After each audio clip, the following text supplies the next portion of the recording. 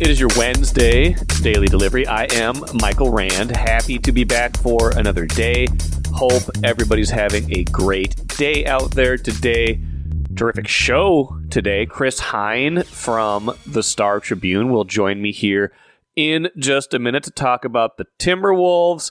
Their uneven season continues. Trade deadline coming up in just a day.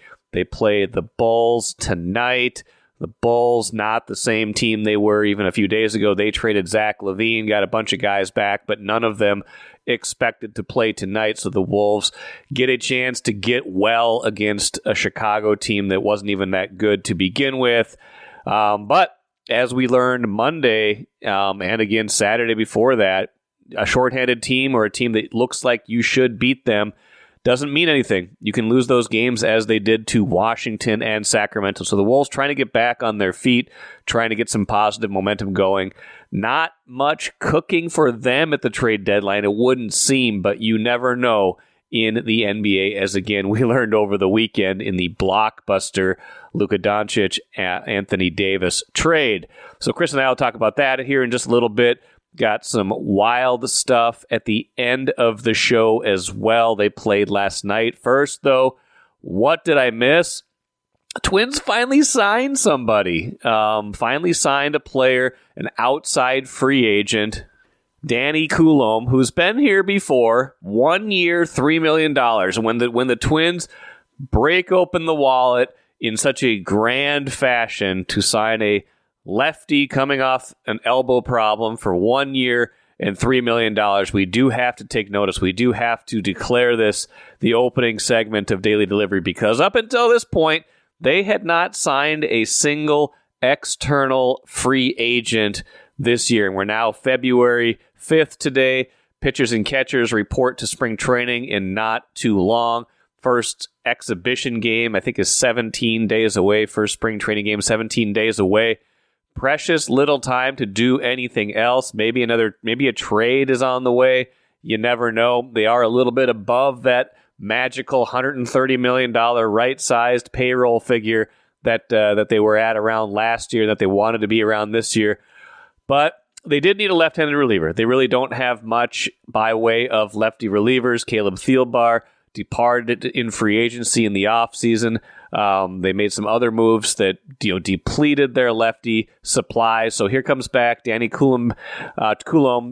He was here a few years ago, pitched reasonably well, went to Baltimore, pitched pretty well there. The concern is that last year he missed a good chunk of the middle part of the season with elbow trouble. Elbow trouble is not a good thing for anybody, but particularly a left-handed pitcher. Reading from the Star Tribune story, Bobby Nightingale, he writes, signing is pending a physical exam, which is expected to take place Thursday, hasn't been announced by the club. Coulombe spent the last 2 years at the Baltimore Orioles. He had a 2.12 ERA and 33 relief appearances last year. He missed 3 months after he had surgery to remove bone chips from his left elbow before returning to pitch in 4 games in September and 1 playoff game with a noticeable dip in velocity. The Orioles declined his $4 million club option earlier this winter, which, reading and listening to some Orioles coverage at the time, was maybe a little bit of a surprise. So I'm not exactly sure what version of Danny Coulombe the Twins are getting. They better be sure of it, because if it's a guy with diminished velocity, this $3 million flyer, as it turns out it probably is, will not be money well spent. But hey, they at least did something. We can't say they didn't do anything now at this point. They at least did do something. Gophers men's basketball team, meanwhile, got a win at Penn State. I mean, these are two teams that aren't really going anywhere fast in the Big Ten, but a nice win nonetheless for the Gophers, who kind of celebrated on Penn State's court afterwards. And I guess at this point in the season, you're 4-8 now in the Big Ten. If you're the Gophers, any win is a good win. Any win is a cause for celebration. This one came about kind of interestingly. They fell behind pretty early in this game. Then Brennan Rigsby, kind of a forgotten player that they got in the transfer portal this past year, had been at Oregon. Super athletic, a dunker, had a dunk in this game, made a couple of threes in this game to really spark the Gophers, including one that he banked in after, the shot clock was way down. Ball kind of squirted out to him. I was watching at that point. Banked it in, gave him, I think, a 6-point lead at that point.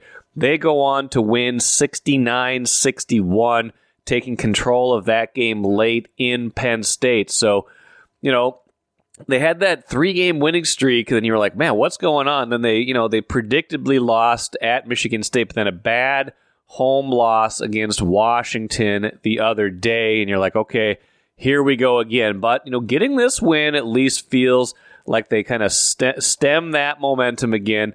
Again, I don't think they're going anywhere really important this season, but they are still remaining competitive, still trying to win games, still trying to become the best versions of themselves, and they got one into the win column, got it over the finish line on Tuesday night. Joined today by Star Tribune Timberwolves beat writer and Anthony Edwards chronicler, Chris Hine. Chris, how you doing? I'm good. How you doing, Mike? Good. Congrats. I see the Anthony Edwards book is out on pre-order and doing quite well from what I can see. Yeah, we're doing okay. We'll be ramping up promotion and things like that in months to come. But yeah, you can buy it for pre-sale, Amazon, or anywhere that you prefer to buy books. My publisher, HarperCollins, has a link that'll direct you to a lot of different places. It's called Ant. And yeah, it's very surreal to see this out there in the world, even though I haven't held it in my hands yet, but yeah, we're getting to that point. And it's out in a few months, right? Like sometime during the playoffs, is it? Early June is the release date as of now. I don't know if that's going to be bumped up at all. We'll see. Yeah. But yeah, so, go to my Twitter page or Blue Sky account. You'll see me posting about it almost every day at this point, because now I got to move some paper. So yeah, you do. So I'll be tweeting about it and posting about it fairly regularly. Yeah, I imagine you will, and for good reason. I mean, people are going to be interested in it, and he is, in the midst of an interesting season right now with the Timberwolves. I thought they had something kind of cooking there for that during that 5-game winning streak, and then, in the midst of the last win of the streak, I think was the game that Julius Randle gets hurt. He's got the groin injury. Then Ant is sick for the Washington game. They lose to terrible Wizards team at Target Center, and then they lose again Monday to Sacramento, which is not as big of a sin. I actually thought Sacramento played really well in that game, so I'm not as alarmed by that game as I was, maybe some other stuff. But what do we make, first of all, of being 0-2 so far without Julius Randle, who had been largely healthy this year, but also kind of maligned by some people, not one of those people being Chris Finch, who seems to be a pretty big Julius Randle fan. Yeah, I think the unfortunate thing for the Wolves was Julius Randle got hurt, and Dante DiVincenzo, if you want to go back a few weeks, they were both starting to really fit in better than they were earlier in the season, really both starting to play well, and then they get hurt. Yeah. So, right about the time the light kind of seemed to go on for both of them, they now have these injuries that are putting them out for a little while here. So, I think it's just unfortunate timing and unfortunate luck of the season, because I think you've really noticed over the last month to month and a half, Julius Randle adjusting his game, embracing this role of being a creator and facilitator first, and then maybe looking for his shot second. That's a switch from, I think, earlier in the season. Yeah. So I think Julius Randle, for as much flack as a fan base wants to put at his feet for the early season struggles, I think he also deserves some credit for the way that the offense had taken an uptick in recent weeks as well. And I think you're seeing a little bit of the results of that now. It's not so much, Naz Reid comes in and has like 30 points the other night against Sacramento. It's not so much that like the starting lineup or Naz Reid isn't capable of kind of replicating that production. So, what happens at the back end of things? And, when you have nights where the bench doesn't give you as much as, as it would if Naz Reid was still coming off the bench, for instance, that's where you feel that absence. So right now, just not having Julius to have those minutes, to be a scorer, punish small lineups the way he was, to facilitate open threes for his teammates, they miss that right now. They really do. And, I think it also affects kind of how you view this team in light of what may happen or not happen at the trade deadline, and all those sort of things. So that's where they're at right now.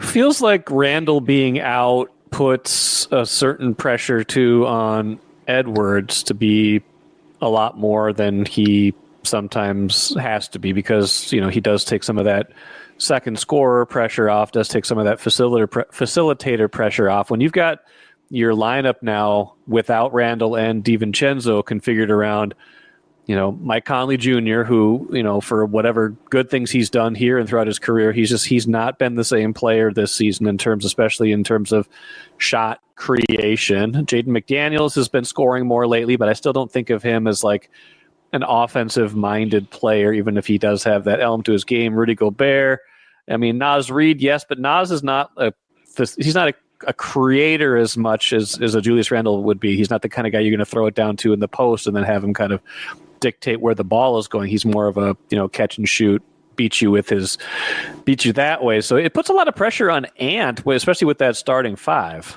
It does. It kind of hit the nail on the head with Naz. I think Naz and Julius Randle are very different kind of players. Naz can create for himself, but he's not always, creating for others, and that's not a bad thing. No, it's just who he is. It's just who he is as a player. And Naz is the beneficiary sometimes of the attention that is on Anthony Edwards or even Julius Randle and the attention that he may draw. Because we've seen as the season has gone on, Julius and Naz, when they share the floor together, their numbers have gotten better throughout the course of the season. So it's just a different way that they have to play. Like you said, maybe a little more pressure on Ant in that way. Jaden McDaniels is, to your point, has stepped up. But again, Jaden McDaniels, he can create his own shot a little bit. He gets to that mid-range jumper that he likes, that 8 to 10 footer. But again, not really creating for others the way that Julius Randle does. So they're missing a little that out of their offense. But some of the talk out of the Sacramento game and the Washington game was, this team has to refocus on the defensive end of the floor. Yeah. And, whether it's hitting a little wear and tear on the tires at this point in the season, needing the All-Star break to rejuvenate and recalibrate, or just a little lull in the season. This team, I think, needs to refocus a little bit on the defensive end as well, get back to the things that it does well, such as ball contain and, contesting shots on the perimeter that it really hasn't been doing the last couple of games. That, if it is wear and tear, I mean, their top 7-8 players have logged heavy minutes. I think any loyal member of Wolves Nation will be, able to identify that the rotation has been pretty tight for much of this season. A lot of guys playing, 35, 38 minutes in the game. However, that is changed to a little bit of a degree. At least the faces have changed because they have to. No DiVincenzo and no Randle lately means, and I think Conley missed a game in there. You see Jalen Clark now emerging into the rotation. You're seeing a little bit more Rob Dillingham. We've seen some Luka Garza the last couple nights without Randle in the lineup.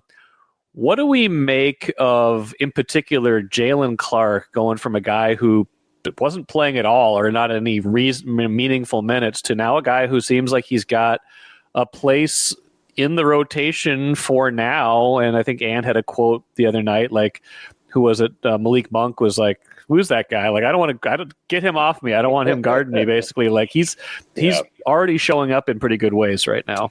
Yeah, he's really impressed, and he keeps it simple out there. He doesn't try to do too much on the offensive end. He knows kind of who he is as a player, what got him here to the NBA, which is his defense, Pac-12 Defensive Player of the Year. Long road back. If you subscribe to my newsletter, I wrote my main story about his path back to playing time for this week's newsletter. Long road back, long road recovering last year, and had some time in the G League this year to get his legs back under him, and really started to feel like himself again in the last couple of months here. He said after even in summer league this summer, he did not feel like himself. So another tenacious defender to add to kind of a bevy of, or a depth of perimeter defenders that this team has. The question with him is always going to be about his offense, and Chris Finch is high on his potential shot making ability, in terms of like form and things like that. It looks good. They think that he could be a pretty reliable and good shooter moving forward, and that's what you're going to need, just kind of a 3-and-D kind of archetype of player who, if the Wolves have to move on from Nickeil Alexander-Walker in the offseason, Jalen Clark could be the kind of guy who fills that role a little bit, or at least is a reasonable facsimile of what Nickeil Alexander-Walker may provide off the bench for them. So I don't know what's going to happen when and if everybody is back healthy, after the All-Star break, if there's still room in the rotation for a ninth player, or if at that point in the season, Chris Finch just says, we got to win games, so I'm sticking with the top 8, night in and night out. I don't know what that's going to look like. And especially in the playoffs when things tend to get even tighter minutes-wise, what that role looks like for Jalen Clark and Rob Dillingham. But for now, I think you're seeing, at least from both of them, good things and signs of promise for down the road.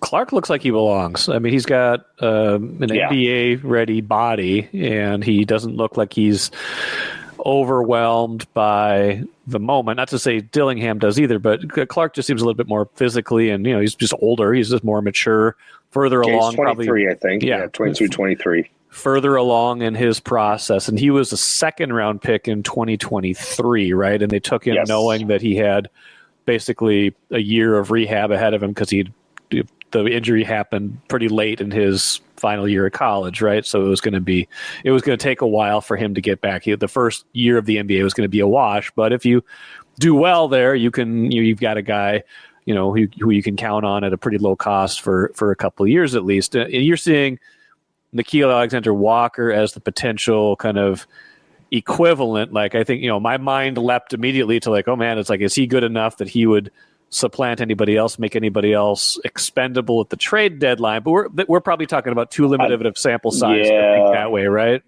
I think, we're getting ahead of ourselves there. It's 4 games. Yeah. And I think with where this team is at right now and the financial commitment this year, I don't think that you're going to be looking at them trying to move anybody for like being almost like a quasi seller at the deadline. I don't think that. I don't get that sense because in part because I think, again, because Julius had started playing well, because Dante had started playing well, because they had a 5-game win streak here. And, I think there's at least a little bit of optimism, and Chris Finch said as much, that there's some optimism internally as to what this team could be the rest of the season. So I don't know that they're going to be looking to necessarily rock the boat. I don't even know if there are opportunities out there to rock the boat if they wanted to, right? Given their second apron status and inability to combine salaries and trades. I think any major changes that may happen to the roster, any major shakeups, whatever, is probably going to be an off-season thing when it's a little more flexible in terms of who's coming, who's going, trades around the draft. They have that, we'll see that that Detroit pick they have could end up conveying this year. Yeah. Which probably wasn't expected at the beginning of the season when you were plotting it out. So they may have an additional asset to deal in and around the draft this season. And so I just think, and you'll have some definitive answers about, I would expect Naz Reid at this point to opt out of his contract. We still don't know what's going to happen with Julius Randle. You'll have some clarity over whether he's going to opt in or out of his player option for about $30 million or so. So you'll just have a little more certainty around where you're going and what you may need to do as a franchise in the summer as opposed to right now. Probably expect then that there's not much cooking before the Thursday deadline. No surprise deals for an all-NBA player. I never want to say that because as Saturday night showed, this is a crazy league and anything could happen at any given time. So I hesitate to say definitively, yes, the Timberwolves will not make any major moves ahead of Thursday's deadline. Nobody knows. No. They could get a phone call the day of, and all of a sudden it changes everything about their future, right? You just don't know. You just don't know. Just because I'm like this, I had a thought, maybe a day after the blockbuster Doncic for Anthony Davis trade went down. Okay, hear me out on this. If the Wolves, which nobody knew, if the Wolves would have known Dallas was going to make that trade, the team that beat them in the Western Conference Finals last year, radically changing their approach, adding, a big in exchange for, the guy that basically ripped their hearts out last year. Would they have approached this offseason any differently? Is Dallas a team they were afraid of, a team they thought they couldn't beat this year? Would they have still done the Towns trade if they would have known that was happening? I don't think you can make a move just based off of what one team does. Okay. I don't think that's a very prudent thing to do as an organization. There's just too many factors involved. Your own books, the landscape of the rest of the conference, because teams will fall in and out of favor. Teams will rise up. Other teams will fall back down. You never know who's going to be a contender year to year. So to look at one team and say, "Oh yeah, they did this, so now we should do this," I don't think that's necessarily the right way to go about it. So I don't think so. No.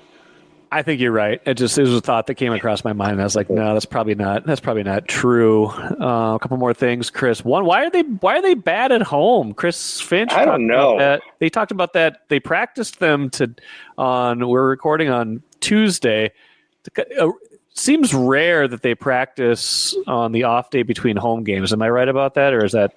Sometimes. It all depends on the schedule. Are they coming off a back-to-back, things like that, or do they have a back-to-back upcoming? They do have a back-to-back upcoming here. In exchange for practicing today, I think they will not be shooting around tomorrow. I think that's kind of the trade-off there. But, Chris Finch was saying, and this goes back to last season, that they had these issues at home and they did not have a good record in the playoffs at home despite winning 2 series. And so my theory, right or wrong, I asked some of the players today, Jaden McDaniels and Mike Conley talked after practice. I said, a number of you guys have become new fathers or first-time fathers. Yeah. In the last year. I think Jaden, Ant, Rudy, Nikhil, that's like a quarter of the team has become new fathers. Does that just kind of not mess up, but alter your routine at home as opposed to the road when, your days and sleep schedules are much more structured. And, Mike Conley seemed to think that there might be something to that. Mike, father who's got a family and has been through this before, multiple kids. Sure. he's an authority to be able to talk about that. And it does kind of mess with your day in some ways, and you have different responsibilities at home than you do on the road. And can confirm when you don't have any kids at home. Are you able to just go about your day in the same way as you would if you were away from home? So, maybe there's something to that. Maybe not. I don't know. Do they need to start doing this like the college football teams and having them stay at a hotel the night before home games? Is that what we got to do? I don't know that their partners would be thrilled with that. Probably not. Probably not. But there probably is something to that. Like teams have certainly gotten better on the road. Like the margins of home versus road have changed in the last 20, 30 years. That's why I've seen like a study on that where it used to be like home team won like 60% of the time just across sports, and now it's closer to like 53% of the time. And I think some of that's travel is just better, right? Like they understand sleep science. They understand like they're traveling better. They're traveling in comfort. They're traveling in relative luxury. They're sleeping better. But to this point, I think you're right. I think, there's a certain kind of like you focus only on basketball to a certain degree on the road, unless you're in Miami or someplace else, and then maybe your mind wanders a little bit when you're on the road. But there probably is something to that. But they're 12-12 at home this season. They had a 5-game winning streak coming into this, stretch where you looked at it, man, you were like Washington, Sacramento, Chicago. Like, could they stretch it to an 8-game winning streak? And now they've lost 2 of those 3 games already. Yep. This was the point in the schedule they had to make a little hay, and like you said, try to get this out to an 8-game win streak before the schedule gets a lot tougher the last week before the All-Star break. I think you play Chicago Wednesday, and then Houston comes right in on Thursday. So then you have a little road game at Cleveland, a quick 1-game road trip to Cleveland, Oklahoma City, Milwaukee's coming here before the break. Like, it's going to get tough over the last week. So this was a missed opportunity to get a couple of potentially easy wins, and they could still get an easy one tomorrow or Wednesday night, but this has kind of defined their season, these streaks of, okay, they've won 3 in a row, 4 in a row. Oh, now they've lost 3 in a row, 4 in a row. This is the kind of team they've been. They've been incredibly streaky all season, and it's hard to put your finger on exactly why when they can't sustain success for more than 3 or 4 games, and then why they take a week or 10 days to get themselves out of a funk. Yeah, I agree with that. And some of it's there. You're right. The schedule gets hard for about the next 3 weeks. They've got like 3 games with Oklahoma City before the end of February. Then like the last 6 weeks of their schedule are actually relatively speaking, pretty easy. I was looking at Basketball Reference the other day. This was before the Washington and Sacramento games, but at that point, it was the Wolves had the easiest remaining schedule of any team in the Western Conference based on kind of their formula for strength of schedule. And at that point, they were giving them a 74% chance of being a top 6 seed. Now, right down after losing 2 games, that's down to 56%, but still more than a coin flip of being a top 6 seed, which surprises me. I don't know if they're still getting credit for what they did last year, but they're projected as a 46-win team and a 6 seed or somewhere thereabouts. I don't know. I don't know if I was closer to trusting them 3 days ago than I am right now. I don't know. Yeah, well, so was I. But I think the outside of last season, the thing I've learned with this group, and you can't quite trust them. It feels a lot like 2 years ago. It does. It really does feel like a lot like the season they had 2 years ago. That being said, 2 years ago, they did figure some things out after the All-Star break, and they played better. They made the move to get Conley in here for D'Lo. Started playing better. And then Cat came back late in the year.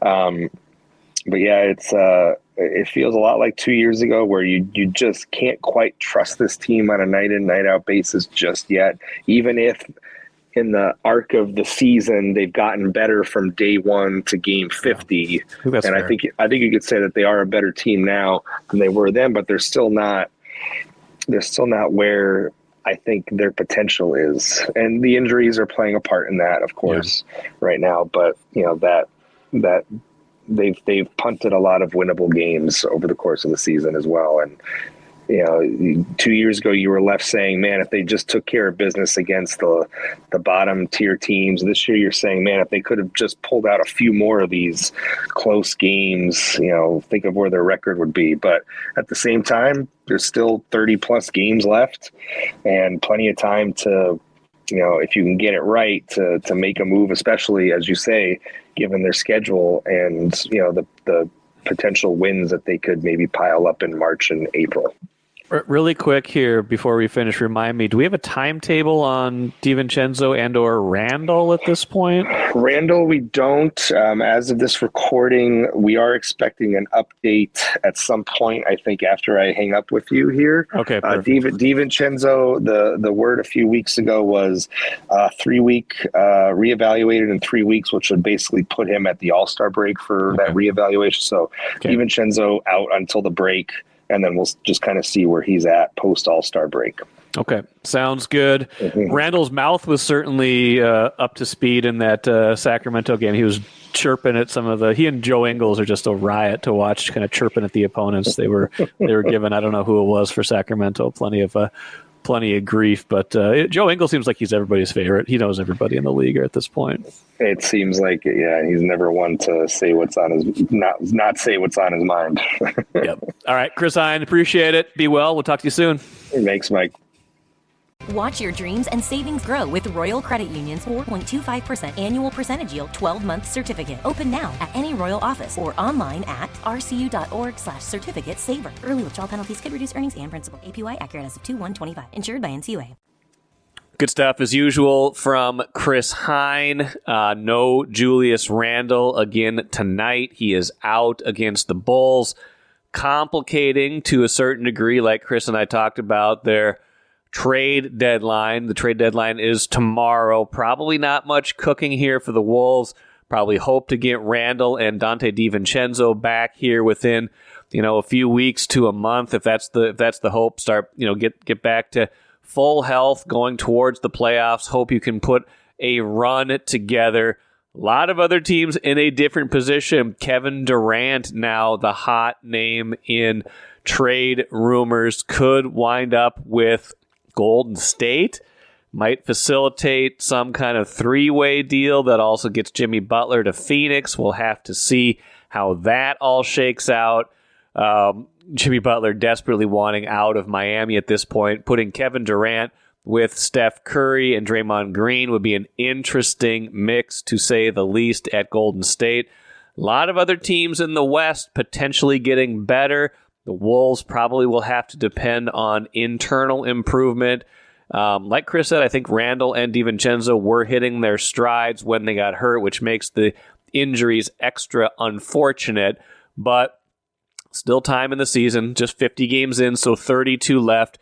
Kind of need to win this one against the Bulls, though. The Bulls will be shorthanded, like I mentioned at the jump. They just made the Zach LaVine trade.